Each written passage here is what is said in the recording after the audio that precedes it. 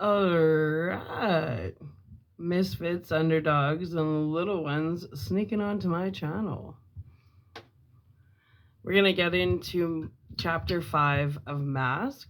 So I'm going to get comfy for a sec, get my lighting, get myself situated, and let's get into it. Alright.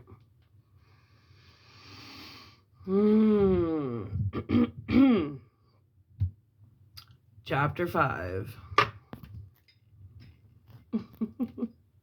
This new setup, I gotta get used to. Chapter 5. The next morning, Saturday, December the 31st, New Year's Eve, was sunny and pleasantly cool. And at 10:30,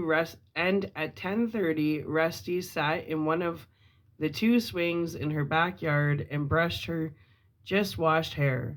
She was in a particularly good mood because Gar had called earlier and invited Rocky and her to the local carnival that afternoon. As usual, she was throwing her annual New Year's Eve party for the guys that night, and she felt sure Gar would be there this time. As a general, hold on a sec. Itchy eyeball. As a general rule, Rusty disliked New Year's Eve. It depressed her in the same haunting way that Christmas always did, bringing back memories and emotions she didn't want to deal with. But this morning, she had a gut feeling it might be a kick this time. And there was something else to think about too. Although she had never made a New Year's resolution in her life and didn't intend to begin now, the start of a brand new year might be a benchmark date to begin cutting down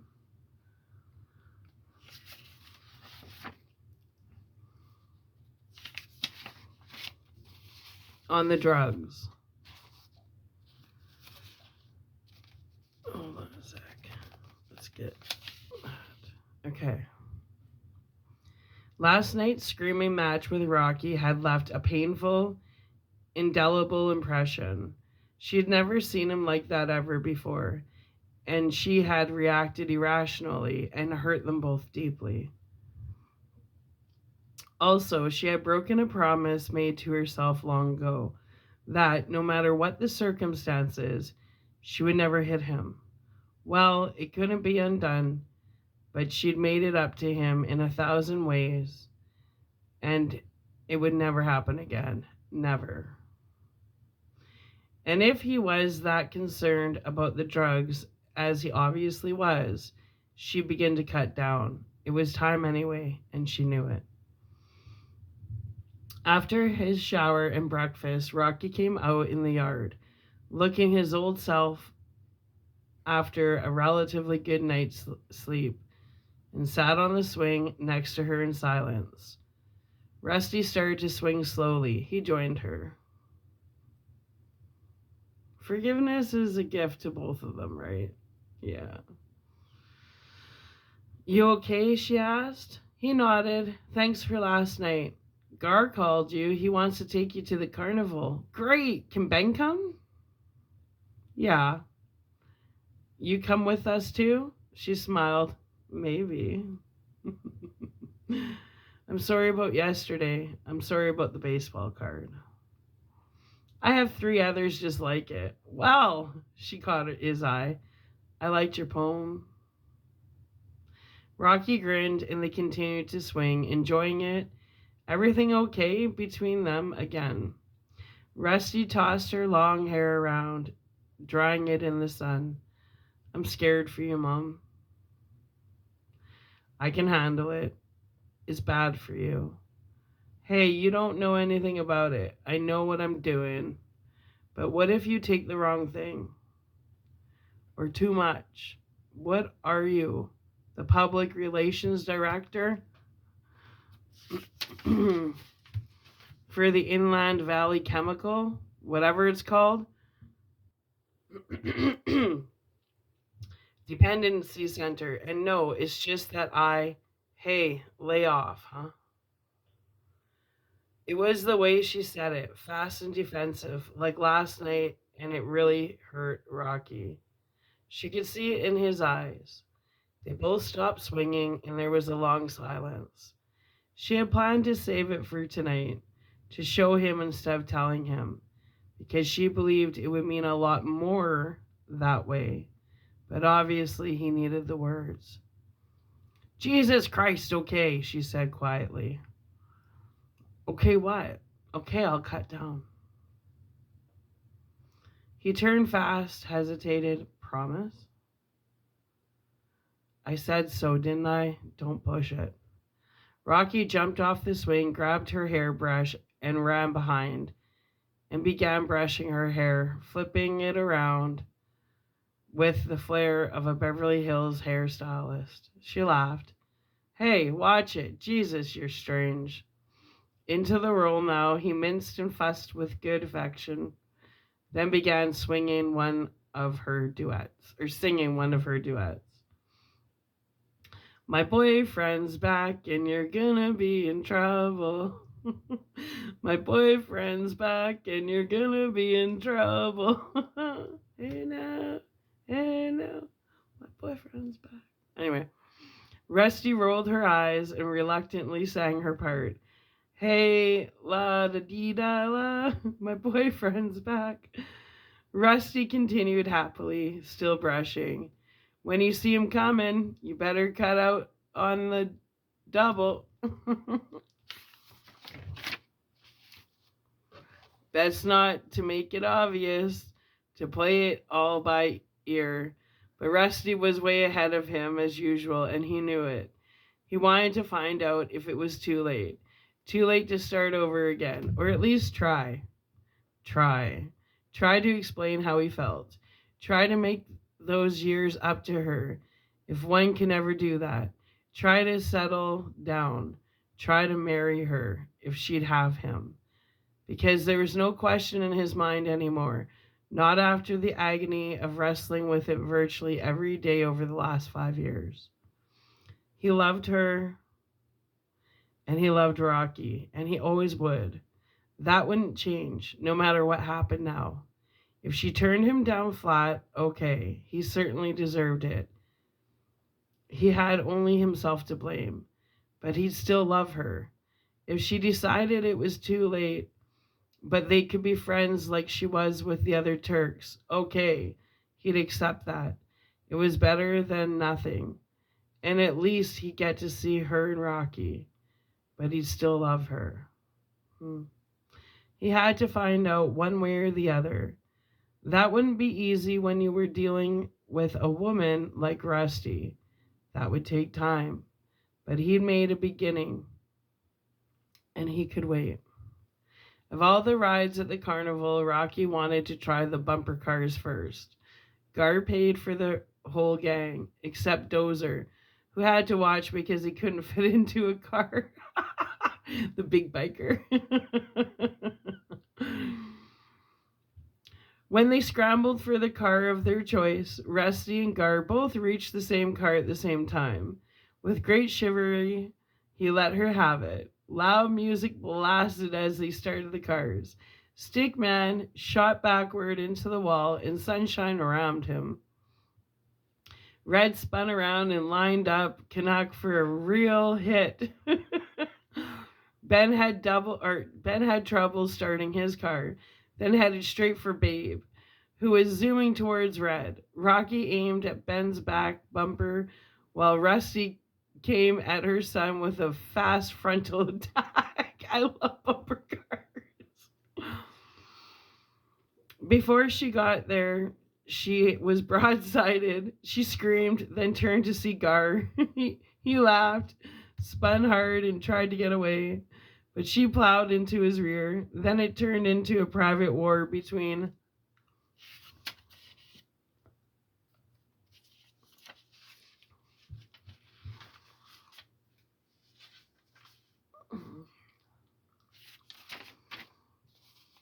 Land Valley between, what the heck?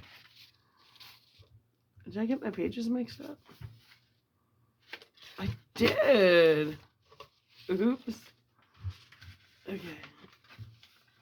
Between Rusty and Gar, chasing, hitting, laughing, screaming, cursing, they were playing out their entire relationship in the bumper cars.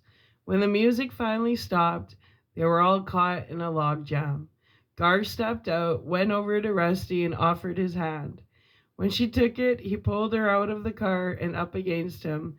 It didn't last longer than a few seconds, but Rocky took it all in. Next stop was the fun house, and Dozer bought the tickets this time. As they all went in, Rusty decided she needed a cool drink first and told Gar and Rocky she'd find them inside. She went to the lemonade stand nearby and ordered. She'd taken only one swallow when John the Baptist spotted her and walked over smiling, stroking his beard. He was the last guy in the world she wanted to see. He was the drug dealer. How you doing, Rusty? Can't complain. He reached in his pocket, showed her a palm filled with different colored pills. How'd you like something nice to wash down with that lemonade? No thanks, John. Real high quality, I promised my kid. He smiled, put the pills back. I promised my kid. I like that. I'll put it with I promised my parole officer. And I promised my wife. Well, when this little promise falls down and gets broken, you know where I am, Rusty. Typical drug dealer, right? She quickly finished her drink. I gotta go join Gar and the guys. See you, John. I'll be around. In the fun house, Red, Babe, and Dozer were feeling their way along a dark passageway. The floor began moving up and down. Directly in front of them, a dimly lit coffin lid popped open and a mummy fell out. Air jets blew at them periodically from all sides. Dozer took tentative little steps. He jumped when Canuck darted out from a dark passage and shouted, "Boo!" Rocky and Ben were eating it all up.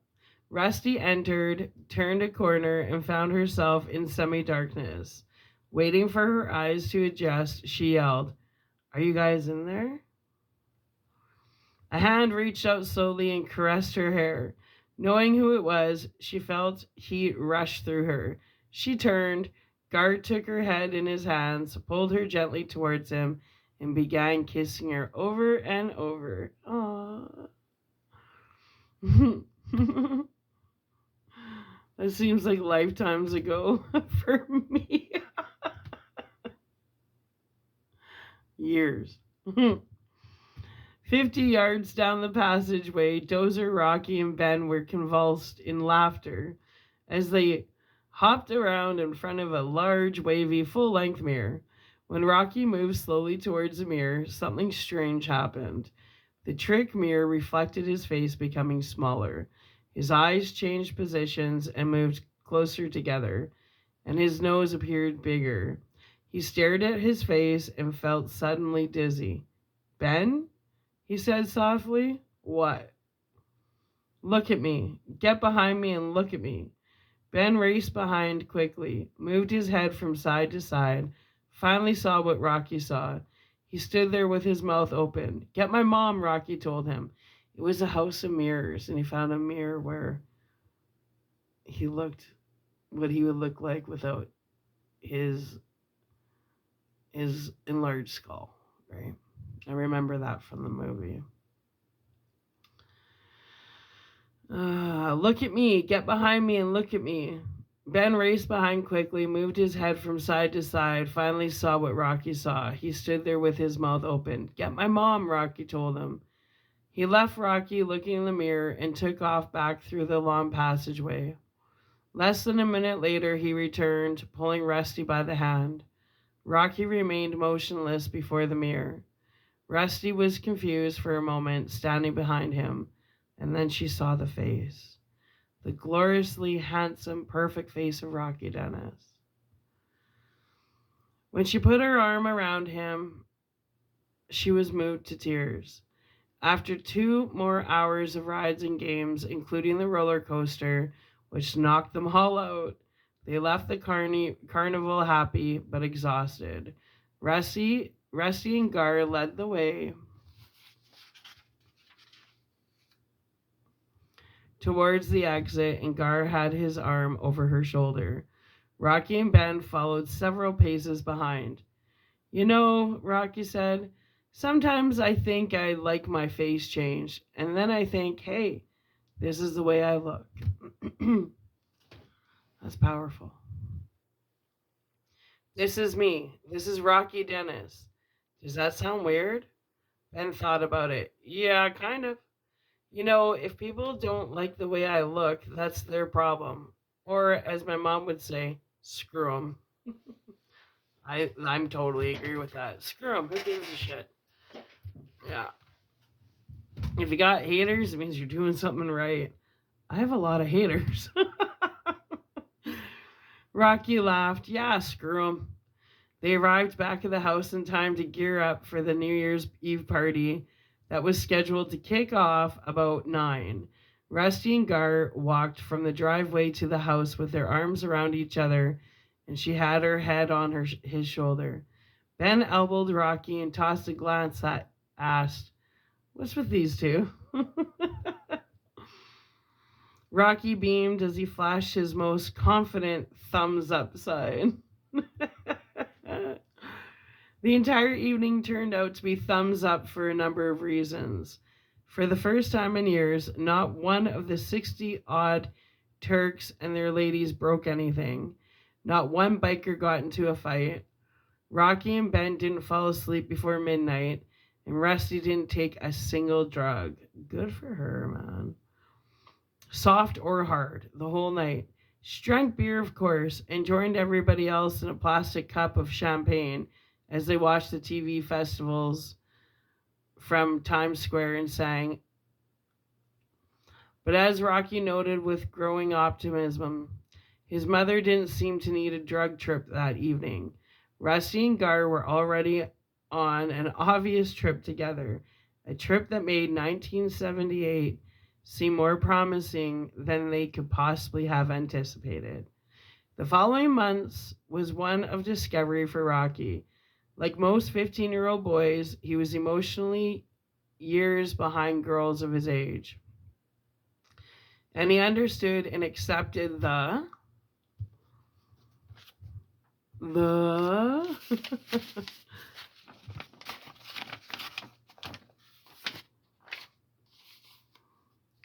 fact, but he had normal curiosity about them, enjoyed watching them in school, and engaged in the usual harmless fantasies. When he was elected chairman of the auditorium decorating committee for the 9th grade prom, he found himself in much closer proximity to a number of girls, and for the first time in his life, developed a crush on one of them. Her name was Lisa Sands, an unusually attractive and intelligent blonde with an outgoing personality that made her among the most popular members of the class. Among the obvious difficulties Rocky faced in getting to know her better was one unfortunate and insurmountable problem. Lisa was Eric Dempsey's girlfriend. The big fish in school. Still, since Rocky was tutoring Eric in history on a regular basis and had cultivated him as a good friend, he got to see Lisa more frequently than in classes, and she didn't feel there was anything unusual about it. That is, until one afternoon at the school track when they were sitting in the stands together watching Eric and 4 other runners practice the 100-yard dash. As the runners took their starting positions and the coach fired the starter's pistol, Lisa watched Eric intently, and as usual, Rocky watched Lisa. Ooh. Long strides, the coach shouted. Long strides. All 5 boys got off to fast starts and were running about even.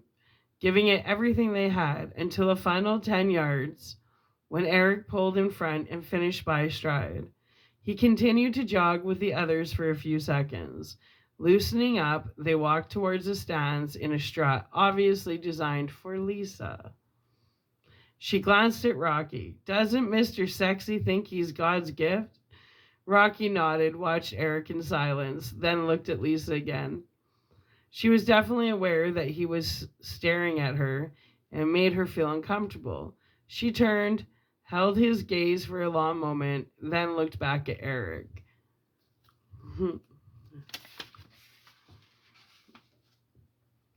The silence was embarrassing for both of them, but Lisa broke the tension. Rocky, you've done a terrific job with the decorating committee. The auditorium's going to look great.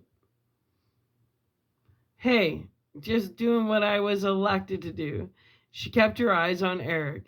How are you doing in algebra? An A so far. You need an A average to get into Stanford. Muscles glistening, Eric walked towards them smiling. They both continued to watch him.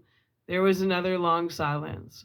Well, she told Rocky softly, you'll get into Stanford a lot faster than he will, but he sure does move good.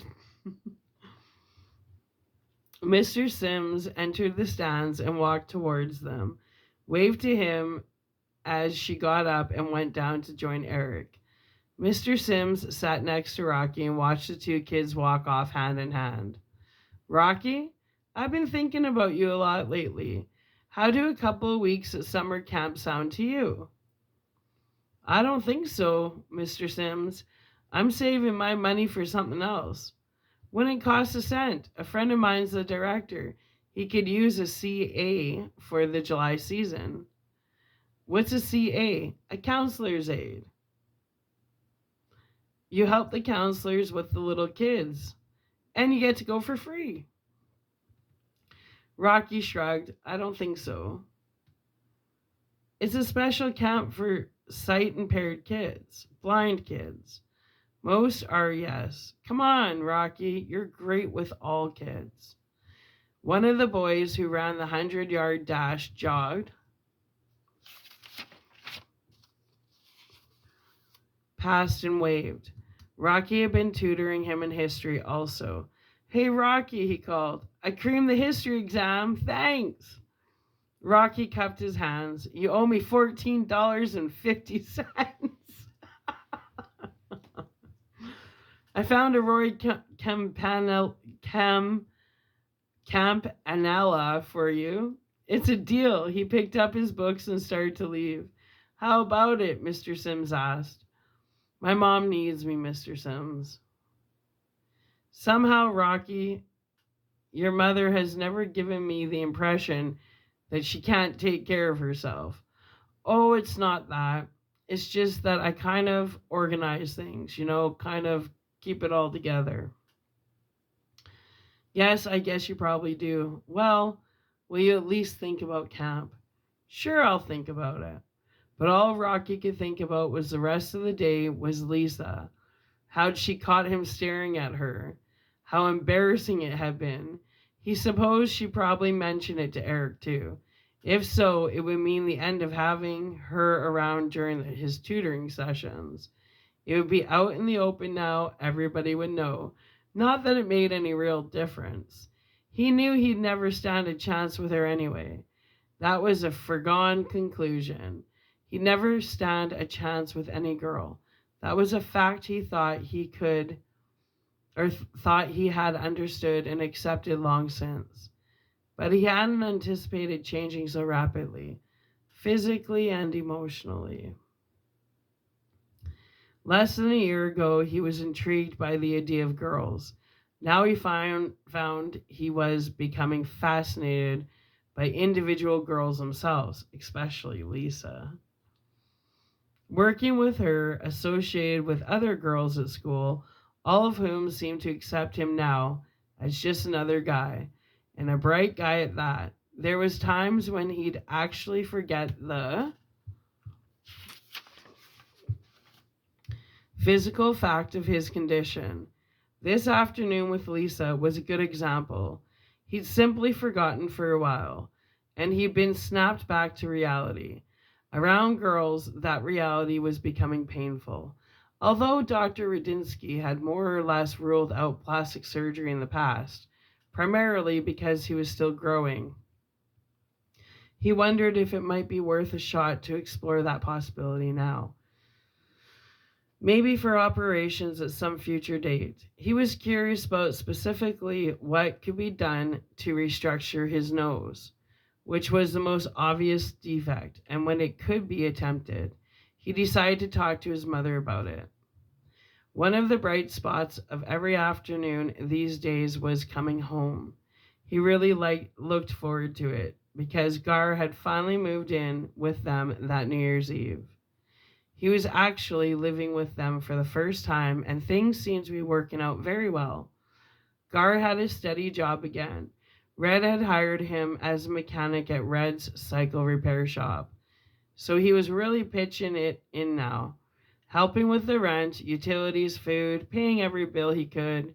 For the first time in Rocky's memory, they were like a family. After school that afternoon, Rocky did his chores, which included grocery shopping from a list Rusty gave him. When he came in with 2 bags of groceries, Gar was on his way out. Gotta go back to the shop, he said. Red wants me to go over the books with him. He gave Rusty a kiss, slapped Rocky on the rear. See you guys later. When he was gone, Rocky decided this would be a good time to have a private talk about the plastic surgery. He brought up the subject casually as he unpacked the groceries. Mom, I want to talk to a plastic surgeon. Rusty, sitting at the table, lit a cigarette.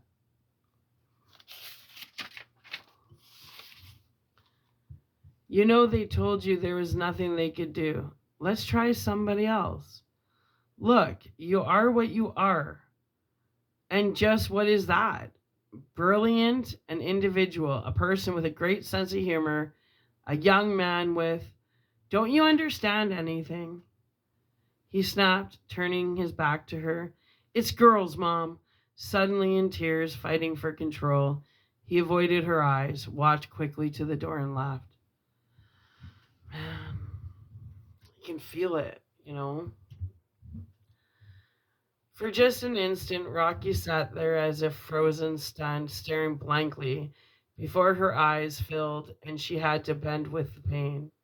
She wept then, abruptly, her throat making straggling sounds, her body shaking. Don't you understand anything? She wondered how long he had been holding it inside him.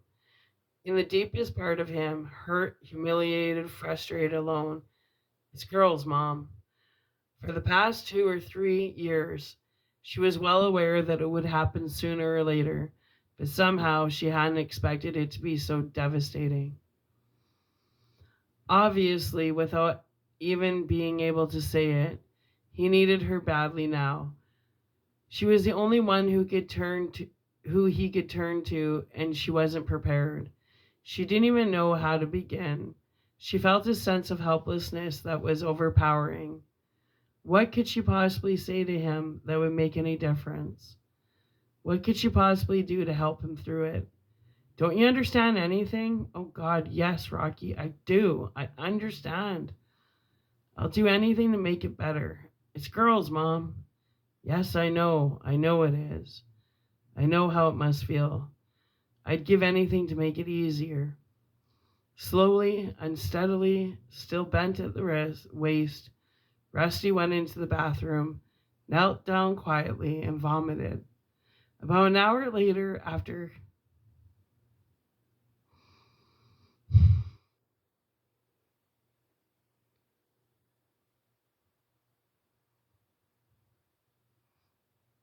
this one's hard.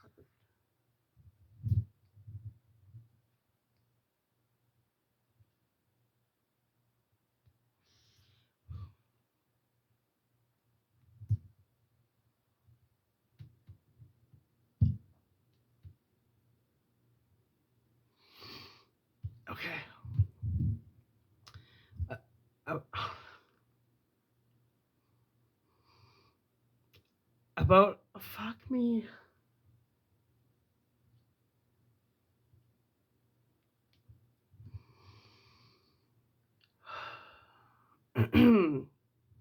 About an hour later, after having taken a barbiturate in hopes of feeling better, she was sitting on the couch in the living room gazing at a television news program. But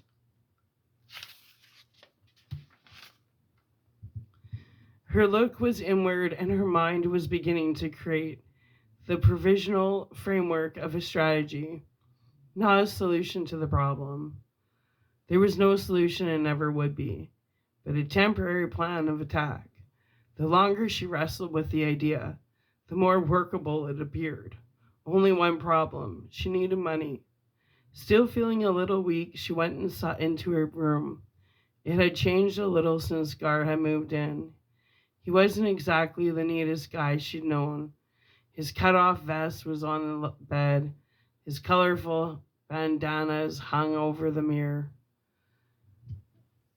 His riding gloves were on the dresser. Rusty began opening drawers, rummaging through her clothes and his, collecting any loose cash and change she could find. Not much.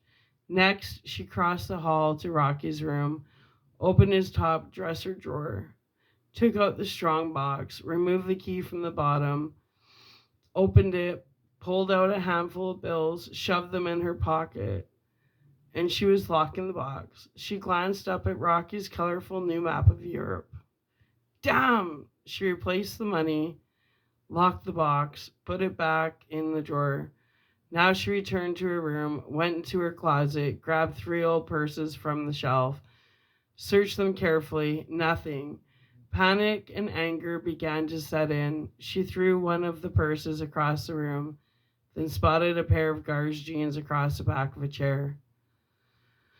Rushing over, she tried the back pockets first, found nothing, then the front pockets. Yes, in the right hand pocket were 2 $20 bills, folded in half. More than enough. Now there was only one question left. Did she have the guts to go through with it? She'd never attempted anything remotely like this plan before. It was going to require a substantial amount of confidence, and she was very nervous. In fact, as she got ready to leave the house, her hands were shaking visibly. Although Rusty had cut her drug usage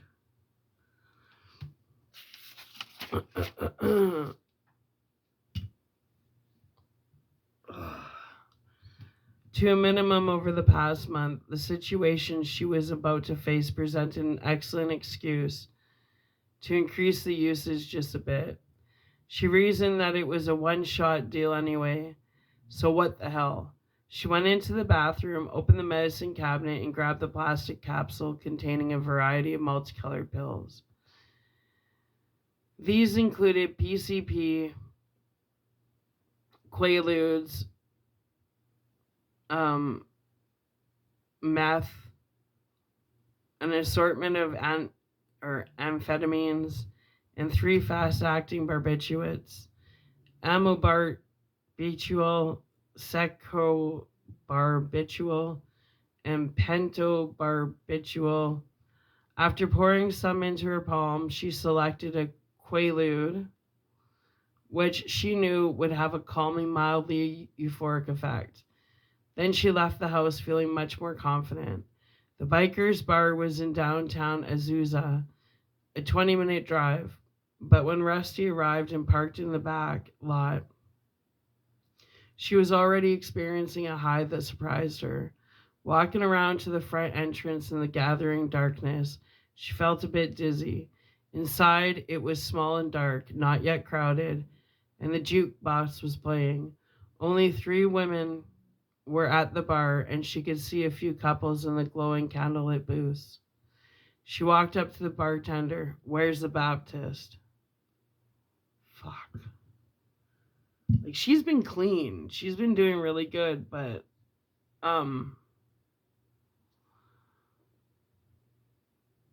she was emotional, and she was trying to find an escape. Big mistake.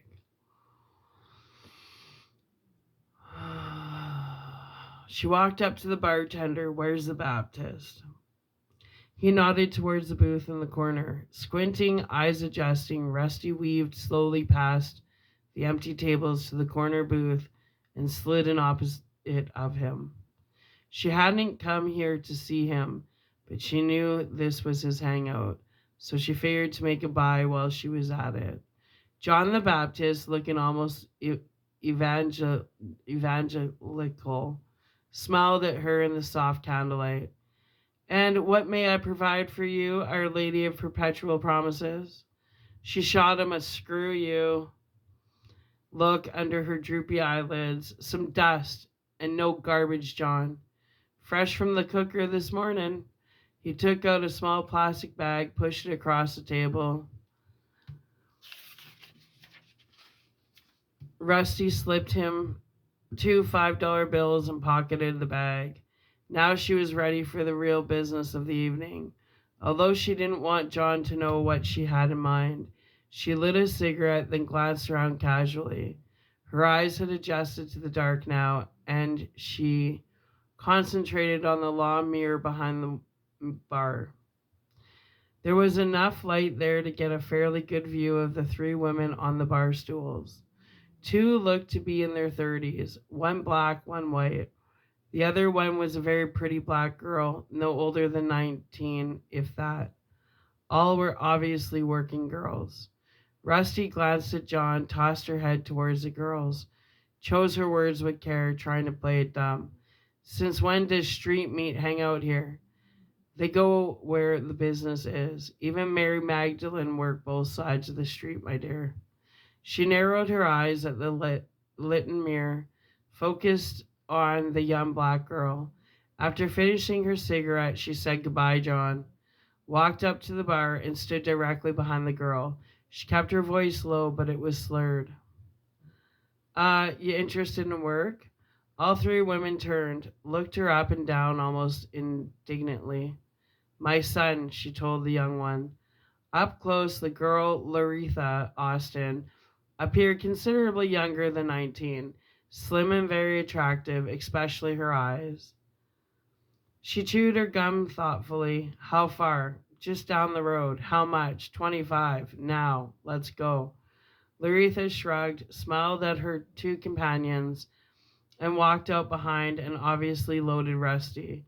It was 8:05 by then and quite dark, and Rusty's just down the road, ordinarily a 20-minute drive, turned out to be a nightmare of slow, erratic, nerve-wracking driving, wrong turns, U-turns, dead ends, confusion, and backtracks. Around 9:15, Laretha decided she'd have to take over the wheel if they were ever hoped to get there in one piece. From that point on, Rusty's directions were hopeless. At long last, they pulled into a gas station, asked directions to the house, 2102 Blair Street, and discovered they were at the opposite end of town near the county border. The station attendant got out a street map, showed them where they were going, and suggested the earliest route to get there. When Laretha eventually found Blair Street and then the house, Rusty was sound asleep. It was 10:45. They'd been driving for 2 hours and 40 minutes. She was so fucked up. She didn't know how to get back home. After waking Rusty, who didn't have a clue where she was at first, Laretha followed her up the walk, through the front door and into the dimly lit living room. When they entered Rocky's room, he was asleep with Screech at the front of the bed. Rusty touched his arm, spoke quietly. "Wake up, Rocky. You got a guest." She put the puppy on the floor. "Come on, Screech. Come on, boy." Screech followed her out of the room. She closed the door with a sharp click. Rocky sat up slowly. "Mom?" He turned on the bedside lamp when he saw Laretha standing there. They both gasped and jumped simultaneously. "Who are you?" "Jesus, what happened to your face? What do you want?" "The lady brought me here." Slowly it hit him. He sat up with his back against the wall, raised his knees, rested his head against them. "Oh my God, I don't believe she did this. Oh my God. In the long silence that followed, he raised his head, looked at Laretha, and breathed a deep sigh. So she got a prostitute for her son. She didn't realize it wasn't about the sex, it was about the connection, right? Well, she asked, well, what? Well, what do you want? He thought about it, then smiled. You don't happen to have a Carl Furillo, do you? A card, a baseball card. Huh? Never mind, it was a joke. Another long silence. Neither one of them knew what to say or do next. Laretha continued to stand there, but she was glancing around the room now, feeling very uncomfortable, trying to avoid his eyes. Rocky finally broke the silence softly. How much do you get? Depends. Oh yeah? How much for basic? 25. Is that all? You need a business manager? The word for that's pimp, Rocky. Anyway, no thanks. I already got one of those. Why is your map all stuck with pins? She walked over to take a closer look. He checked to see that his pajamas were buttoned, then got out of bed and stood next to her at the map. Those are all the places I'm gonna go. I'm gonna go to Seattle, Washington. Oh yeah? Yeah, when I get enough money. My sister lives there. I get postcards. It's real wet and clean. Rocky went back to his bed, removed his pillow, placed it carefully on the floor, and looked at her. He didn't know quite how to say it and didn't want to hurt her feelings. She understood. He saw it in her eyes. What happened to your face? He shrugged. I used to do a lot of drugs. No shit. Nah, just kidding. What's your name? I used to do a lot of drugs.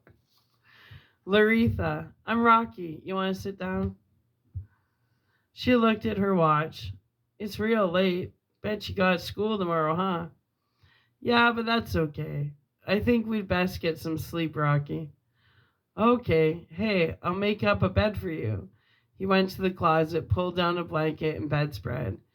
She helped him make a bed on the floor next to his, using his pillow, the bedspread for a mattress, and tucking the blanket in around the sides and the bottom.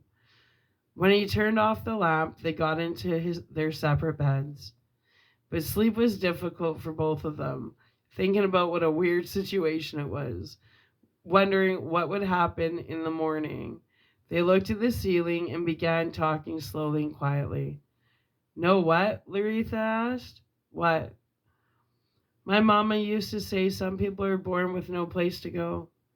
Rocky thought about it. I don't believe that. Well, how do you explain all the rotten stuff that happens to people? I don't know. He gave it more thought. Laretha, I hope you don't mind me saying this because I don't know you real well, but you got a really bad attitude. It's really negative. It is, huh?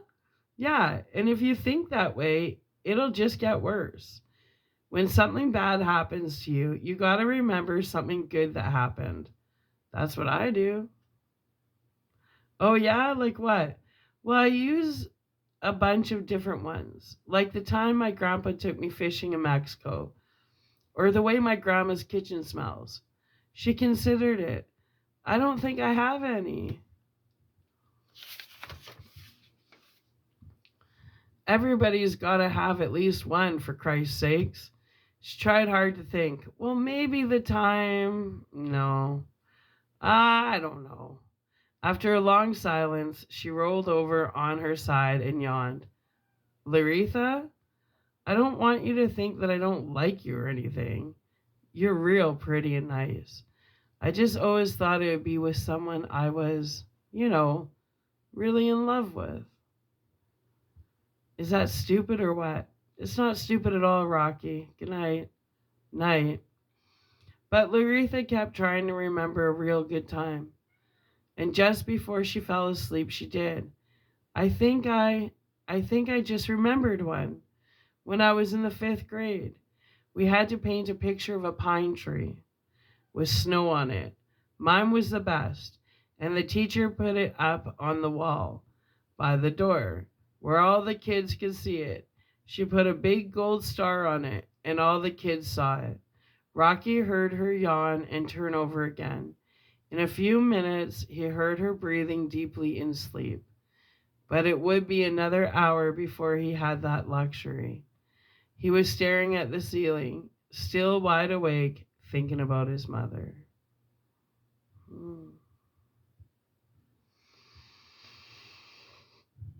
Yeah. He has such a winning attitude.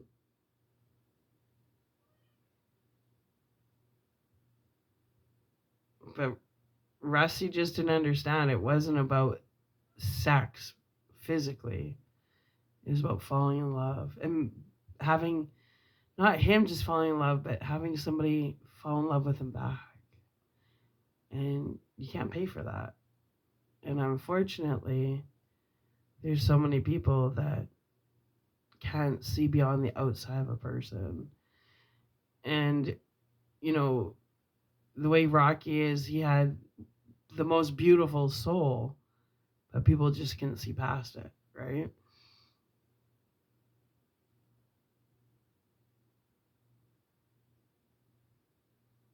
And he had such a winning attitude of acceptance. It's just,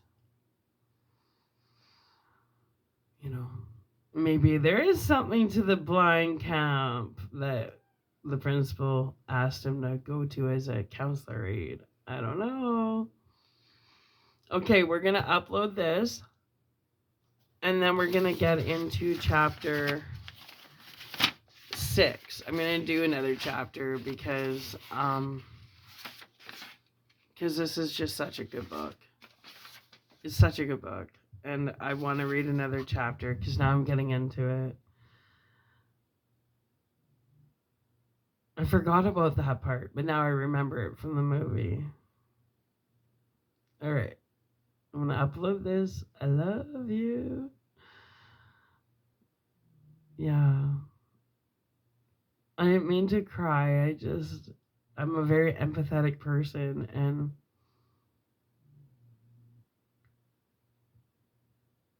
I don't know. I don't know. I just don't know. I cry when I cry, and that's just how it is. I cry with music. I cry with books. I cry with movies. I cry. I'm a crier. Anyway, I love you. Bye.